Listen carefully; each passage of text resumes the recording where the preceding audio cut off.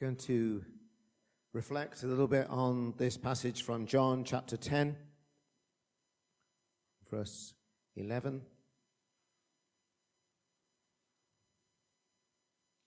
These words that Jesus says about himself and about his purpose, his identity, and what it says about our identity, who we are as followers of Jesus.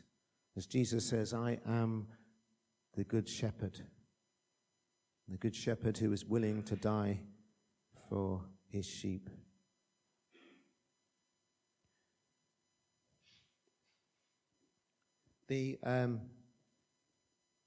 One of the ways that we can read these words from John's Gospel, as we can with parables that Jesus tells as well. One of the ways that we can read them is allegorical. I always have difficulty saying that word sometimes. Allegorical, and I can't say the other. What'd you say? What's the other one that ends in Y? Help me out. What's it called?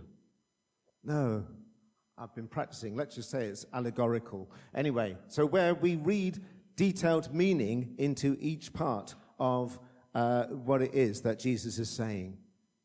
So then we start to look at we break it down into all the different components. The sheepfold, or pen as it's called in this version, in the Good News translation, means one thing, and then one set of sheep is one thing, and another sheep is another thing, and then the different shepherds and the thieves and the bandits, they all have a detailed meaning, which I'm sure that Jesus had an intention for us to know. Now, that's good, and that's proper, and that's quite right that we do that. But sometimes we can, how can I put it? Sometimes we can find ourselves stuck down a rabbit hole when we start to look too closely at trying to piece it all together, which is an understandable thing for us to want to do, to be able to make sense of everything and get it all kind of wrapped up and in a box with a ribbon on the top and everything, for us to understand everything that's there. And some of the details that we have about the things that Jesus says and the images that he uses, they're kind of lost on us now a bit as well. It's sad but true. There are lots of things that we don't quite get the full understanding of, the full meaning of, because it was something that happened in that moment in time when Jesus was there at the festival, at Hanukkah festival. In that specific occasion, like we had to be there really to get the full sense of it. But we do have the scriptures, and we give thanks to God for his word. And we do have an understanding. Most people who read this passage would understand that that those people that are in the sheep, that are in the fold, in the sheepfold, or in the pen, that are like safely with the shepherd, with the good shepherd, those are usually understood to be those people that were the Jewish believers that were already part of Jesus' group of followers. And then the other sheep that Jesus refers to later on in this section are probably the Gentile, the non-Jewish believers, who would have been the majority of the first readership of this gospel. Those people that John was writing for, the church community. So it would have been a special thing for them to hear. The other sheep being the Gentile wave of believers who followed on after Jesus had gone back to heaven. But I'd like to look at it a little bit differently, rather than getting stuck into all of those details, which are important details. I'd like us to think about three things. The first is Jesus is the shepherd king. He is the good shepherd, but he is also the shepherd king. The second is that we can cast our burdens unto him because he cares for us, because Jesus cares for us. And the third thing is because Jesus knows us, and so we should know him. So three things. One, he's the shepherd king. Two, that he cares about us. And three, that Jesus knows us. So firstly, The idea of Jesus as the shepherd king.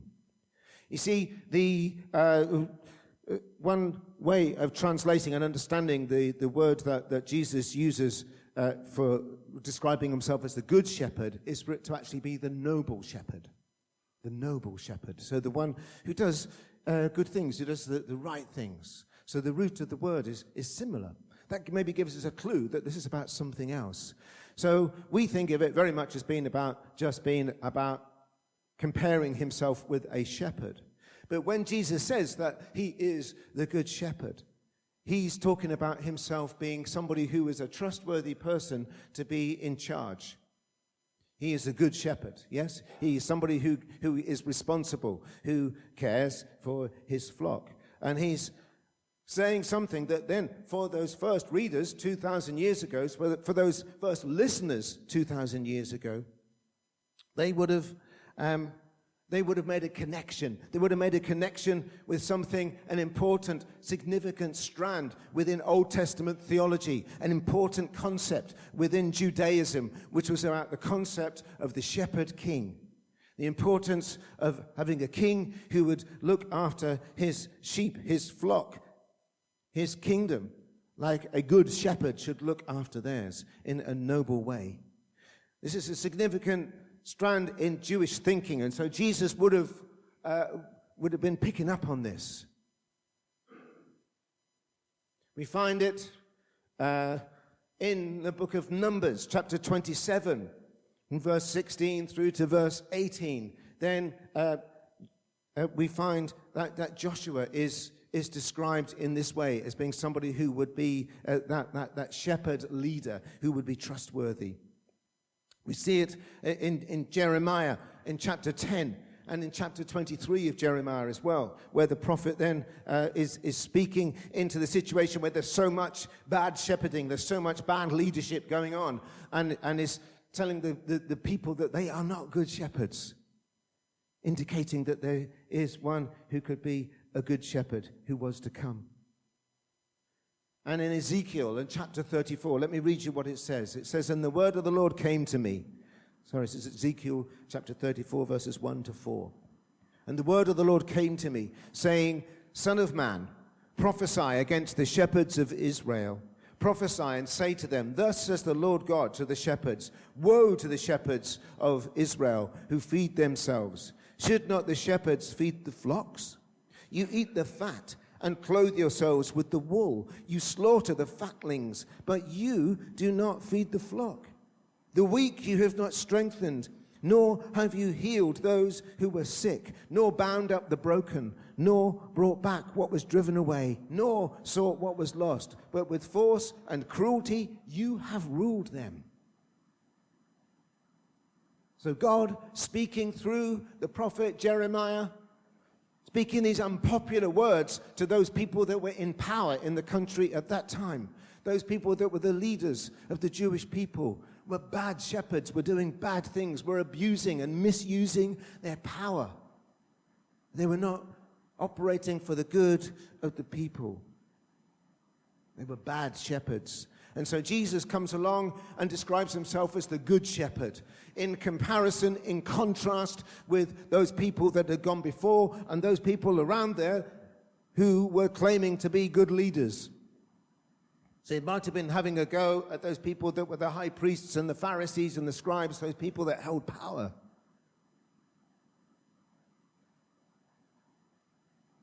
And Jesus speaks into this. And he spoke these words at the feast of Hanukkah. And part of what the Jewish festival of Hanukkah is about remembering how God had set his people free again and got rid of those people that were oppressing, the foreign power that was oppressing the Jewish people. And not only that, so getting rid of bad leaders in that way, but there were also a couple of priests that are named in this as well, who were colluding, who were in cahoots with the oppressors. And they got rid of them. This is part of what they're celebrating. So all of these things that Jesus is highlighting, that he is the very model of a good leader, of a good shepherd, the shepherd king. And so, inevitably, I've been thinking this week a lot about Donald Trump. I try not to think about Donald Trump, but he comes into my thoughts. You know, when somebody tells you not to think about something and then you start thinking about that thing straight away. And I've been disturbed. I am disturbed about what's going to happen now, about where we are globally, about the impact of his leadership. And so I can't help but see a contrast between Jesus, the Good Shepherd, and Donald Trump, the bad shepherd. It's very clear to me that his leadership is not Christ-like, that it doesn't fit with the model of leadership that we see in Jesus. It's not to say that other leaders fit with that either. I'm not saying that Keir Starmer or name any world leader that you want fit with that in the same way. But I think in Trump we see obviously such a powerful, significant way in which this is manifest, of being a bad shepherd. So we can look at what it is that Jesus says about himself as being the good shepherd and use that as a touchstone with which to look at Donald Trump and other people who share his approach of leadership, his political approach. Because there are millions and millions of Christians in the States who voted for Donald Trump. I don't know how they add that up with what they see. Let me just talk about Jesus. The leadership that Jesus offers as the Good Shepherd is one of being welcoming, being open-edged in his approach, inclusive, we might say. He stood for justice and righteousness, for truth, there's a thing, for love, integrity, to the extent of being prepared to lay his life down for those that he leads. I don't see any of these in Donald Trump. I see these in Jesus. So Jesus, the Good Shepherd, can speak into and comment on and give us something to compare with what we see in those people that are leading around us.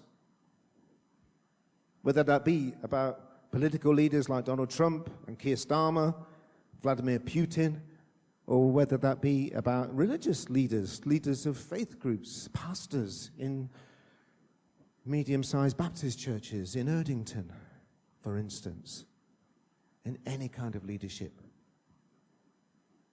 So, Jesus, the Shepherd King. The second thing is this, that Jesus cares about us.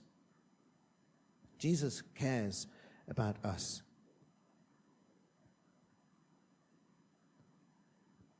In verse 13, he talks about the others, the other sheep. He talks about the hired hands, the hired helps, who don't care for the sheep. But Jesus cares for us so much that he's willing to lay his life down. In verse 15, he says, I am willing to die for them.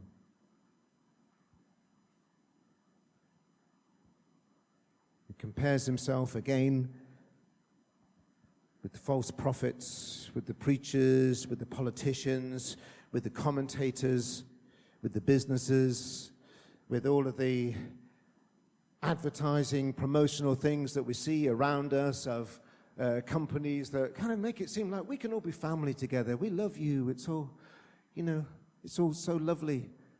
And all these big organizations that care for us. But ultimately, they're just interested in our money. But as Christians, following the way of Jesus, we can offer something else. Because we see that Jesus offers something else, that Jesus cares about us. He gave his life for us. He suffered for us. It was his choice to do this. In verses 17 and 18, he makes this clear. He says, the Father loves me because I'm willing to give up my life in order that I may receive it back again. No one takes my life away from me. I give it up of my own free will. Jesus chose the way of the cross for us. So Jesus, the Shepherd King, cares about us. And my third point is that Jesus knows us. He knows who we are. He knows all about us. And we should recognize his voice. In verses 14 and 15, Jesus says, I am the good shepherd. As the Father knows me, and I know the Father, in the same way I know my sheep, and they know me, and I am willing to die for them.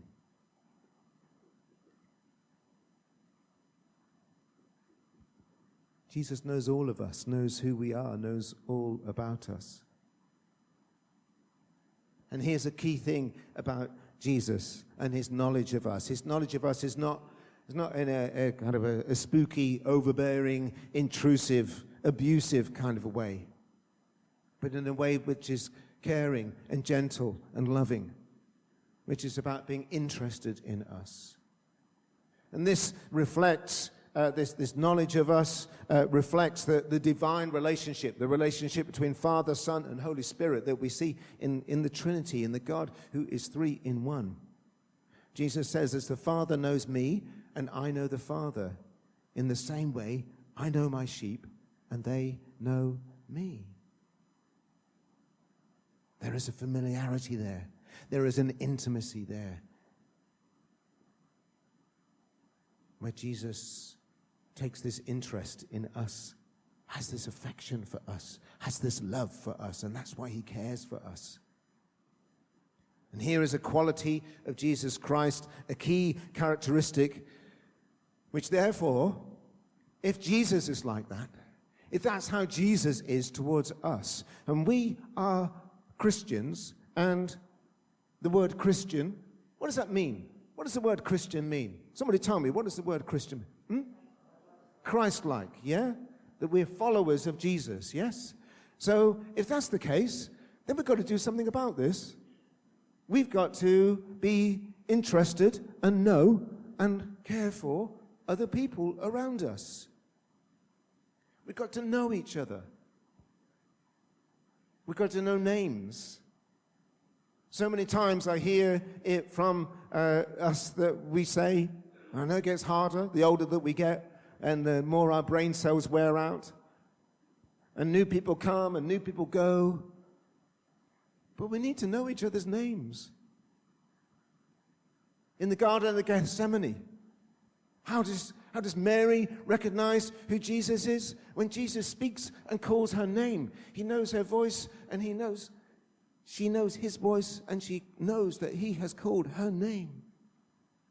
Jesus knows our name. We need to know each other's names. If you struggle to know names, write them down. Keep asking.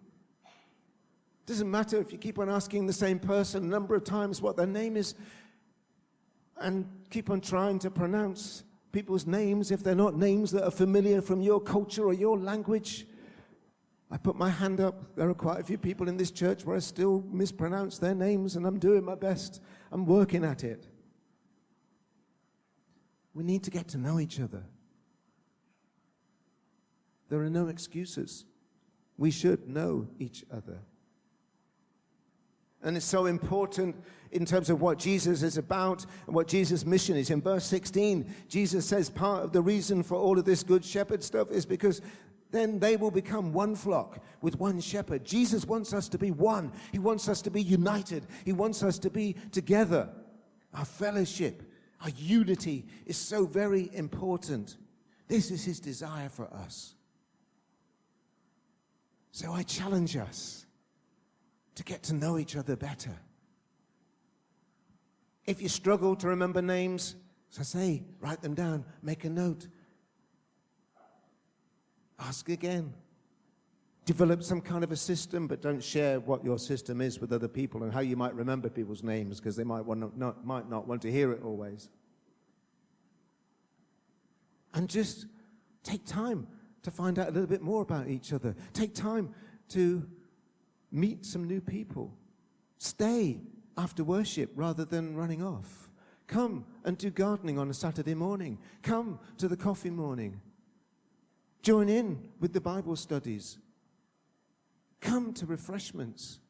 And if you say, well, I don't know that person, even though they've been coming to the church for 25 years, because I sit at the front and I don't see them at the back. Well, swap seats now and again. Simple. Anyway, we're going to practice this now. I'm going to stop talking, and we're going to be Christ-like in the way that we do this. So I want you to find somebody that you've never met before, or you've seen around, you've seen their face, and introduce yourself and find out what their name is, and then we can all come and sit back down again. Okay, would you do that? Yeah? And maybe, I know some people are terrified about this thing, and obviously there are mobility issues, but, we can mix it up a bit as best we can. Can we do that, please? Let's do it now. The Good Shepherd is calling us to do this.